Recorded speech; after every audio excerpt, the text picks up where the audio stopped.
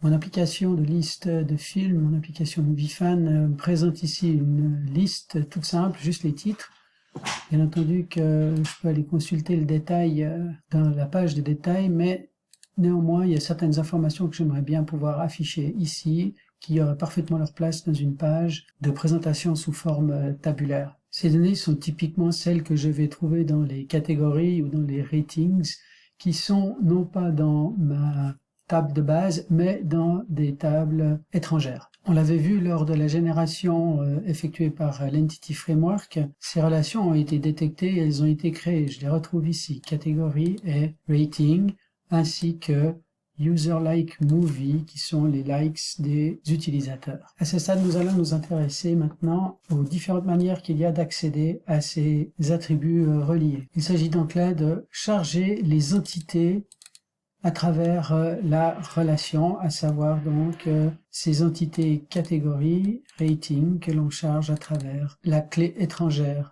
Il y a deux manières de charger ces données. Une manière eager est ici à prendre dans le sens impatient, eager loading, à savoir on va charger immédiatement toutes les valeurs. La deuxième manière de faire est la manière flemmarde, lazy loading.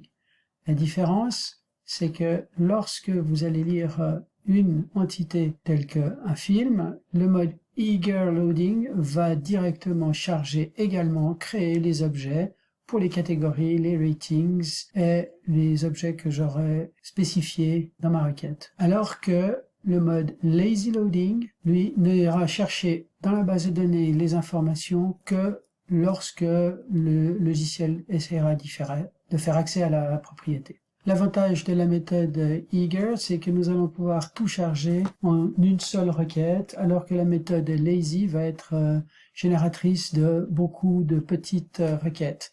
Donc ce mode eager, il est bien adapté pour autant que nous n'ayons pas une grande quantité de données qui rendrait les jointures entre les tables extrêmement complexes, et donc on aurait un souci de performance. C'est la raison pour laquelle parfois on va préférer le mode lazy loading, où on ira charger que les informations ponctuellement quand on a besoin que une ou deux informations. Il sera plus efficace d'aller rechercher au moyen d'une deuxième requête juste cette information-là. Pour une application web, en général, on préférera le mode eager loading, car nous n'avons pas des quantités énorme d'informations d'une part, et d'autre part, on aimerait présenter l'ensemble des valeurs associées la plupart du temps, comme c'est mon cas pour mes films ici, où j'aimerais pour tous avoir les informations. Je vais donc m'intéresser au mode Eager Loading, et le mode Eager Loading, on va le voir, utilise cette méthode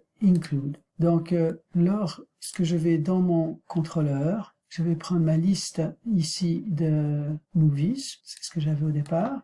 Si je le fais comme ceci, je vais aller dans index, et puis je vais modifier maintenant ma vue, en mettant par exemple ici mon titre dans une div, et en mettant à côté sa catégorie. Donc ici, je vais essayer d'afficher la catégorie. Attention, catégorie est un objet dont la propriété name est celle qui m'intéresse. Donc instinctivement, voilà ce qu'on essayerait de faire. Si je vais recharger ma liste de films, je vais par contre avoir une exception, nulle référence exception, parce que je n'ai pas explicité le fait que j'aimerais que la catégorie soit chargée. Donc l'objet catégorie n'a pas été instancié pour chacun de mes films, et donc lorsque je vais accéder à la propriété name, j'ai mon exception qui est levée. Pour inclure et donc charger ces relations, je vais devoir référencer tout d'abord mon namespace